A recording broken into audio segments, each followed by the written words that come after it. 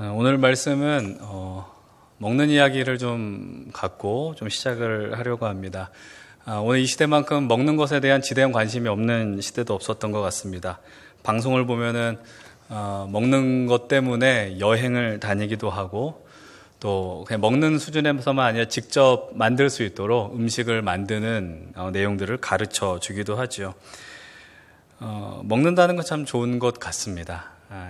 여러분들도 오늘 이 자리에 오시기까지 아마 굶어서 오신 분들은 제 설교를 들으실 때 좀 표정이 안 좋은 상태로 아마 들으실 수 있습니다. 그러나 든든하게 채우고 오신 분들은 기쁜 마음으로 행복한 표정으로 저를 아마 보시리라 생각을 합니다. 여러분들 어떤 음식을 드시고 오셨는지 모르겠지만 한번 상상을 하면 좋을 것 같습니다. 여러분들이 오늘 아침에 먹었던 것도 정말 좋은 건데 그것보다 조금 더 맛있는 음식이 내 앞에 있고, 아니면 여러분들이 정말 유명한 식당에 고급 한정식집이나 아니면은 뭐 유명 호텔 뷔페나 아니면 전통적인 골목에 숨어 있는 찾아가야 먹을 수 있는 유명한 맛집에 그 음식을 먹는다라고 한번 생각을 해 보십시오. 여러분들 어떤 기분과 감정을 느끼실 것 같습니까? 여러분들 맛있는 음식 앞에서 행복한 미소, 기쁜 마음을 갖고 있어야 되지 않겠습니까? 혹시 그런 음식을 드실 때 왜 이렇게 맛있어 하면서 막 욕을 하면서 불쾌해, 맛있어서 불쾌해, 이런 분들은 아마 없으실 것입니다. 그게 정상은 아닌 거죠. 한번 또 질문을 던져보겠습니다. 그러면 여러분 그런 음식 앞에서요, 여러분들이 어떤 사람들이 많이 생각이 나세요? 이 맛있는 음식을 먹을 때 누가 많이 생각을 하게 될까요? 너무 당연한 답일지 모르지만 여러분들이 정말 사랑하는, 격하게 아끼는 사람들일 겁니다. 아마 가족들일 것이고요. 나를 불쾌하고 힘들게 하는 사람, 이 사람이 떠올려지지는 않겠죠. 그럼 한번 또 질문을 던져봅니다. 여러분들이 지난 일주일 동안 또 한 달의 시간 동안 또 삶의 자리에서 함께 식사했던 사람들을 한번 떠올려 보십시오. 내가 누구랑 식사를 같이 했는지, 누구랑 밥을 같이 먹었는지, 또는 누가 나를 초대했는가를 한번 생각해 보십시오. 우리가 평소에 잘 의식하지 못했는데 우리가 가만히 생각을 해보면 우리가 함께 밥을 먹는 사람이 생각보다 많이 있지 않다는 걸 발견하실 거예요. 참으로 제한적이다. 그렇다면 여러분들 가운데서 혹시 여러분들을 식사의 자리에 초청했던 분들이 계십니까? 이 초대했다는 건 뭐 가족만이 아니라 좀 맛있는 식당으로도 초대했던 분들이 계실 거예요. 그럼 왜 그분이 여러분들과 함께 밥을 먹자고 했을까요? 우리가 앞에 정말 짧은 시간에 제가 수많은 질문을 던졌습니다. 사실 음식 자체, 식당 분위기 자체보다는 그 먹는 걸 누구와 함께 했느냐, 이 부분에 초점을 맞추고 질문했다는 것을 발견하셨을 겁니다. 정말로 그렇습니다. 우리가 조금만 생각해 보면은 먹는다는 것은요, 먹는 행위로 종결되지 않음을 우리 너무나도 잘 알고 있습니다. 수많은 의미가 있다는 것이죠. 제가 예전에 청년들 사역을 하고 청년들과 많은 이야기를 나눌 때 이런 이야기를 자주 했었어요. 형제들의 지갑이 열리고 또 형제들이 밥을 한 자매를 사줄 때 순수하게 밥만 사주는 사람은 없다라고 이야기했어요. 순수하게 밥만 사주는 사람은 정말 순수하거나 바보다, 뭐 이렇게 이야기를 했는데 나름 이유와 의도가 있다라는 거죠. 단순히 뭐 젊은 남녀 관계만이 아니라 우리가 맺고 있는 다양한 관계 속에서 함께 먹는다는 것은 뭐 다양하고 또 중요한 의미들이 있다라는 것을 우리는 발견합니다. 오늘 우리가 선택한 요한복음 21장에서도요, 식탁의 자리가 등장을 합니다. 여러분, 요한복음 21장의 상황은 어떤 상황이냐? 1절의 말씀은 이렇게 이야기를 합니다. 그 후에 예수께서 디베랴 호수에서 또 제자들에게 자기를 나타내셨으니 나타내신 일은 이러하니라 라고 시작을 합니다. 성경을 읽으실 때마다, 대하실 때마다 이런 시점에 대한 것들을 민감하게 보셔야 돼요. 1절 시작할 때 그 후에 이렇게 시작을 했죠. 그럼 그 앞에 있었던 요한복음 20장은 어떤 내용이 담겨 있습니까? 우리 예수 그리스도께서 십자가 죽음을 이기시고 부활하셔서 제자들에게 나타나시고 평안을 선포해 주시죠. 그렇다면 오늘 본문 21장에서 예수님과 제자가 만나게 됩니다. 제자들은 예수님이 부활하셨다는 사실을 분명하게 인식하고 있었다는 것을 우리는 예상할 수 있습니다. 근데 그들은 무기력했습니다. 십자가에서 죽음 위에 실패를 맛봤다라고 생각했는데, 근데 예수님이 부활하셔서 새로운 생명을 주시는 것이죠. 그러나 그들의 현실은 어떠한가? 본문 2절로부터 4절은 이렇게 표현합니다. 시몬 베드로와 디두모라 하는 도마와 갈릴리 가나 사람 나다나엘과 세베대 아들들과 또 다른 제자 둘이 함께 있더니 시몬 베드로가 나는 물고기 잡으러 가노라 하니 그들이 우리도 함께 가겠다 하고 나가서 배에 올랐으나 그날 밤에 아무것도 잡지 못하였더니 날이 새어갈 때에 예수께서 바닷가에 서셨으나 제자들이 예수이신 줄 알지 못하는지라. 지금 2절에 나오는 제자들은 총 7명입니다. 베드로, 도마, 나다나엘 그리고 두 형제라고 표현이 됩니다. 근데 그들이 지금 무엇을 합니까? 물고기를 잡습니다. 우리가 베드로라는 한 인물에 국한해서 생각해 보면 이 상황은 충분히 이해가 될 수 있습니다. 왜냐하면 베드로는 원래 어부였기 때문이죠. 우리가 이렇게 표현할 수 있을 겁니다. 베드로는 자신의 삶의 자리로 돌아갔다라는 것이죠. 여러분, 믿음의 길을 가면서 우리가 삶의 자리를 찾는 것은 참으로 중요한 것입니다. 우리가 매주 예배하면서 또 때로는 어떤 특정한 영적인 도전의 시간들, 하나님의 허락하시는 강력한 은혜를 경험하고 나서 가끔씩 이런 분들이 계세요. 그 자리로 돌아가지 못하고 그 시간을 너무 추억하는 것입니다. 그래서 우리가 이 자리가 좋사오니 여기서 초막을 짓겠습니다라고 생각하는 때도 종종 있다라는 것이죠.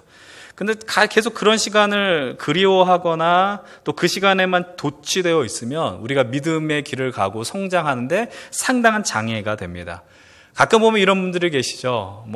예전에 내가 은혜 받았었던 기도원 아니면 어떤 선교지 그곳에 가야만 내가 하나님을 만나는 것 같고 분명 그것도 귀한 일이지만 그러나 건강한 신앙인의 모습은 아니다라는 것입니다.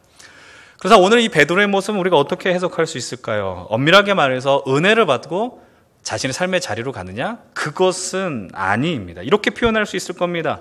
베드로는 예수님을 만났음에도 불구하고 예전과 별 다름없는 예수님과 상관없는 그런 모습으로 돌아갔다라는 거예요. 예수 믿는 것 달라진 모습이 발견되지 않았다라는 것입니다. 누가복음 5장에서 예수님은 베드로를 부르셨고요. 그 자리에서 새로운 사명을 주십니다. 어떤 사명입니까? 이제는 너는 물고기를 낚는 인생이 아니라 사람을 낚는 인생이 될 것이다.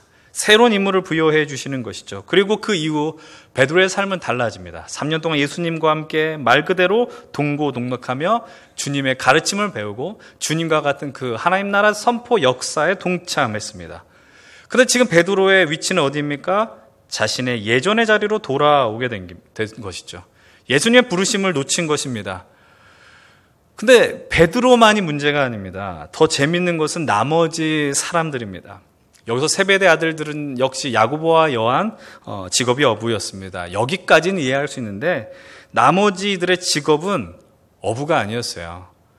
근데 그들이 왜 이 자리까지 오게 되었을까요? 베드로가 우리 참 마음이 공허한데 그냥 물고기나 잡으러 가자 이랬더니 본인들도 별로 할 게 없는 거죠. 그래도 우리도 가자 이렇게 해서 배에 올라선 것입니다. 여러분, 우리 인생 속에서 삶의 중심을 잡지 못하면 목적을 발견하지 못하면 이렇게 엉뚱한 곳에서 헤매게 되는 겁니다.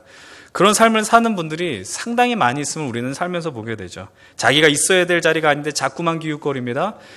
전문 어부들도 하기 어려운 일들을 평생토록 다른 일을 한 이들이 제대로 할 리가 만무합니다. 그래서 성경은 이렇게 이야기합니다.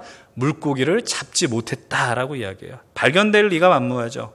근데 그 자리에서 예수님이 나타나시고요. 근데 그것보다 물고기를 잡지 못하는 것보다 더 큰 문제가 있습니다. 그것은 무엇이냐? 예수님과 분명 대화함에도 불구하고 그 대화하는 대상이 예수님이라는 것을 제자들이 인식하지 못했다라는 사실입니다. 참으로 답답할 노릇 아니겠습니까? 사람들이 자신이 있을 자리 중심을 놓치면 봐야만 하는 것을 보지 못하게 됩니다. 이런 답답해 보이는 상황 속에서도 그러나 주님이 허락하시는 은혜를 우리들은 발견하게 됩니다. 그것이 무엇이냐? 바로 이런 답답한 현실 속에서도 예수님이 먼저 제자들을 찾아오셨다라는 것이죠. 성경은 처음부터 끝까지, 인류가 시작된 이래로 오늘, 영원토록 주님은 동일하십니다. 먼저 우리를 찾아오시고 먼저 행하시며 먼저 말씀을 걸어오십니다. 2000년 전 제자들에게만이 아니라 오늘 우리를 향하여서도 말씀을 걸어오십니다. 이 예배 속에서 선포되어진 이 말씀이 바로 우리를 향하여 주님이 말씀을 걸어오는 순간이라는 것이죠. 이 가운데서 예수님이 질문을 하십니다. 첫 번째 질문이 이것입니다. 너희들에게 물고기가 있느냐? 잡힌 것이 없다라고 그랬어요. 그래서 예수님이 두 번째로 말씀하십니다. 그러면 그물을 배 오른편에 던져라고 말씀하십니다. 로고스이신 예수님의 말씀이 끝나자마자 그물에 수많은 큰 물고기들이 잡혔다라고 성경은 기록합니다. 그리고 그제서야 비로소 제자들이, 특별히 예수님이 사랑하는 그 제자 요한이 주님을 알아보게 되죠. 여러분 기억하셔야 됩니다. 우리가 예수님을 알아볼 수 있는 이유가 무엇이겠습니까? 여러분들이 교회에 왔기 때문인가요? 성경책을 소유하고 있기 때문입니까? 외모를 알고 있기 때문입니까? 제자들이 예수님을 알아보았었던 그 순간은 그분의 외모를 알고 있기 때문이 아니라 그분의 능력을 경험했기 때문입니다. 그분의 역사와 그분의 은혜를 경험했기 때문입니다. 오늘 우리가 이 예배를 통하여 예수님을 볼 수 있는 이유는 여러분들이 이 자리에 나와 예배 자리를 지키기 때문이 아닙니다. 하나님이 우리에게 한 주간 어떠한 은혜를 베풀어 주셨고 인도하셨고 보호하여 주셨는가, 우리는 그것을 돌아보고 오늘 이 자리에 선포되어진 그 말씀을 곱씹어 보며 하나님이 살아계시는구나, 하나님이 오늘 우리에게 말씀하시는구나, 이렇게 주님을 경험하고 고백할 수 있게 되는 것이죠. 이 자리에 함께하는 우리 모든 성도님들, 매 이 예배 자리에 나온 모든 성도님들에게 간절히 축복하는 것은 여러분 이 자리에 있을 때마다, 이 예배를 드릴 때마다 주님을 온전히 보는 영광이 임하기를 간절히 소망합니다. 여러분 이 자리에 오시기까지 얼마나 수고하셨습니까? 먼 길 오셨고 시간을 쓰셨고 또 때로는 물질을 쓰셨어요. 근데 이 자리에 왔다면 그냥 자리만 지키고 돌아가는 건 너무 안타까운 일 아니겠습니까? 하나님이 얼마나 우리를 원하시는지, 사랑하시는지 그것을 분명 보고 돌아가시는, 그래서 그 온전한 예배, 그 성공하는 예배를 드리시는 우리 모두가 되기를 다시 한번 주의 이름으로 축복을 드립니다. 이제 부활하신 예수님과 제자들이 제외하는 장면이 등장을 합니다. 이 장면을 보면서 우리는 중요한 것을 보게 되는데요. 본문 구절은 이렇게 말합니다. 육지에 올라보니 숯불이 있는데 그 위에 생선이 놓였고 떡도 있더라 라고 이야기합니다. 그 안에 생선과 떡이 있습니다. 여러분 이 두 단어를 볼 때 어떤 특정한 사건이 혹시 생각나지 않으십니까? 바로 오병이어의 기적입니다. 주님이 베풀어 주셨던 수많은 기적 가운데 사복음서에 유일하게 다 나온 기적이 바로 오병이어의 기적이죠. 예수님의 사역 속에서 예수님 당신이 하나님의 아들이시며 예수님 자신을 드러내는 위대한 사건이 바로 오병이어 사건입니다. 그리고 이 시간을 통해서 수많은 생명들이 예수님을 경험했고 힘을 얻었고 회복했습니다. 이 생선과 떡이라는 구절을 보면서, 단어를 보면서 이 상황 속에서도 예수님께서 역사하시겠구나, 우리는 작은 상상력을 발휘하며 말씀에 집중할 수 있게 되는 것이죠. 조금 쉽게 표현하면 오늘 이 본문이 작은 오병이어 사건이라고 해도 과언이 아닐 것입니다. 10절을 보면 이렇게 말합니다. 주님이 잡은 생선을 갖고 오라라고 말씀하시죠. 그랬더니 11절에 가득히 찬 큰 물고기 153마리가 있어도 찢어지지 않은 것을 그들이 보았다라고 성경 기록합니다. 예수님이 있는 곳은 늘 풍성합니다. 예수님이 있는 자리에는 우리가 경험할 수 없는 위대한 경험을 하게 됩니다. 여러분 그 놀라운 것들을 늘 경험하시길 바랍니다. 여기에서 예수님 만나서 풍성함들을 누리시면 좋겠어요. 이 예수님이 제자들을 향하여 요청하십니다. 본문 12절입니다. 예수께서 이르시되 와서 조반을 먹으라 하시니. 쉽게 말씀드리면 같이 밥 먹자라고 주님이 말씀하시는 거예요. 초청만 하십니까? 그게 아니에요. 13절에도 이렇게 이야기합니다. 끊임없이 떡을 가져다 주시고 생선도 구워 주셔서 함께 했다라고 말합니다. 아마 그냥 생선만 갖다 준 게 아니라 직접 구워 주시기도 하고 가시도 잘 발라서 먹기 좋게 해줬을 것 같아요. 그 주님의 마음이셨습니다. 오늘 우리가 이제 이 말씀을 나누면서 하나님에 대한 중요한 이미지, 명제를 가지셔야 됩니다. 그것이 무엇이냐? 바로 우리 하나님은요, 우리를 끊임없이 먹여주시는 하나님이라는 사실입니다. 하나님이 우리를 먹여주시는 하나님이세요. 우리는 기본적으로 배고픕니다. 기본적으로 배고프고 목이 마릅니다. 흔히 말하는 영적인 부분과 육적인 부분 모두에서 동일합니다. 그리고 배고픔과 목마름이 짙어지면요, 견딜 수가 없어요. 예민해지지 않습니까? 그래서 우리는 어떻게든 그 목마름과 배고픔을 해결하기 위해서 분주하게 노력합니다. 애를 쓰셔야 됩니다. 근데 그 해결점을 엉뚱한 데서 찾다 보니 더 큰 문제가 발생이 됩니다. 그럼에도 감사한 것은 우리의 배고픔과 목마름의 크기보다 그 문제를 해결하고픈 그 주님의 마음이, 열정이 더 크다라는 사실입니다. 요한복음 4장에서 예수님께서는 사마리아 여인을 향하여 분명하게 말씀하시죠. 내가 너한테 영원히 목마르지 않을 물을 줄 것이다. 우리 예수님 자체가 바로 목마르지 않은 생수이시며 물을 주시는 물의 근원이십니다. 근데 이 말씀을 찬찬히 읽고 묵상해보면 전혀 다른 시각이 열리게 됩니다. 그것이 무엇이냐? 우리가 목마른 것보다 더 크게 목마른 분이 계셨다라는 겁니다. 바로 목마르지 않는 물을 갖고 계신 예수님이셨어요. 그분이 절박하고 간절하게 원하시는 것은 무엇이었을까요? 바로 우리에게 그토록 먹이고 또 먹이고 싶어 한다라는 사실입니다. 그분의 먹이심은요, 상상을 초월합니다. 시편 23편 다윗은 이렇게 고백합니다. 시편 23편 5절에서 주께서 내 원수의 목전에서 무엇을 차려주신다라고 말씀하세요. 상을 차려주신다. 밥상을 의미하는 거예요. 원수가 앞에 있으면 밥맛이 있기가 상당히 어렵습니다. 소화되는 것이 어렵죠. 근데 주님은 그 자리에서 상을 차려주세요. 약 올리시는 하나님이신가? 왜 거기서 상을 차려주시지? 아니에요. 주님의 열망이에요. 우리를 살리고 싶은 하나님의 마음. 원수가 있어서 우리가 절망하고 힘겨워하고 쓰러지는 그 순간에서 허덕이는 우리를 그냥 두지 않고 먹이시기 위한 주님의 열망이 우리에게 상을 차려주심을 기억하셔야 됩니다. 하나님의 움직임은 거기서 멈추지 않습니다. 여기서 다시 한번 제가 앞에 언급했었던 그 문장을 한번 떠올려 보십시오. 특별히 남성들이 지갑이 열리고 한 여성들에게 식사를 대접한다? 의미 없는 자리는 없다라고 말씀드렸잖아요. 맞아요. 하나님도 우리를 이 식탁의 자리에 초청하실 때, 먹이실 때 이유가 있어요. 오늘 우리가 선택한 이 본문 15절에서 17절의 말씀, 너무나도 유명한 말씀입니다. 베드로와 예수님의 대화 장면이죠. 이 본문을 통해서 수많은 설교들이 나왔고 생각해 봐야 될 장면들도 많이 있습니다. 그러나 거두절미하고 이 안에서 주님이 베드로를 향하여 던지는 분명한 질문과 요청이 있음을 발견하셔야 됩니다. 예수님이 던지는 질문이 무엇입니까? 네가 나를 사랑하느냐? 이 사람들보다 더 사랑하느냐? 그리고 그 질문에 답변을 들으신 이후 말씀하십니다. 내 양을 먹이라, 내 양을 치라, 내 양을 먹여라. 예수님께서 베드로를 향하여서 식탁으로 초대하셨습니다. 식탁에 초대한다는 말의 의미가 무엇입니까? 먹여준다는 의미도 있지만 함께 먹는다는 의미가 있습니다. 하나님은 먹여주시는 하나님입니다. 그러나 거기서 그치지 않습니다. 함께 먹는 하나님입니다. 아까 질문 드렸어요. 우리가 그렇게 맛있고 좋은 식탁의 자리에서 누가 생각나느냐? 왜 생각나느냐라고 질문 드렸습니다. 사랑하기 때문에라는 것입니다.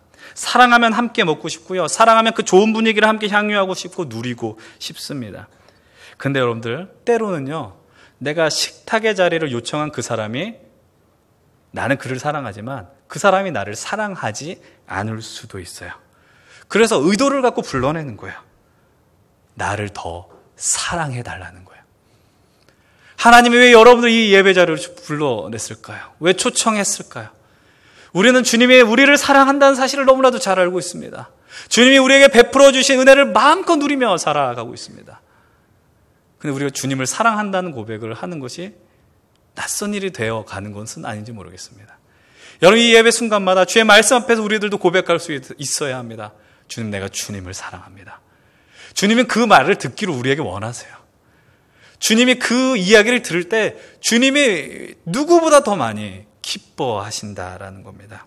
주님도 당신을 향한 사랑을 이 자리에서 확인받고 싶어 하십니다.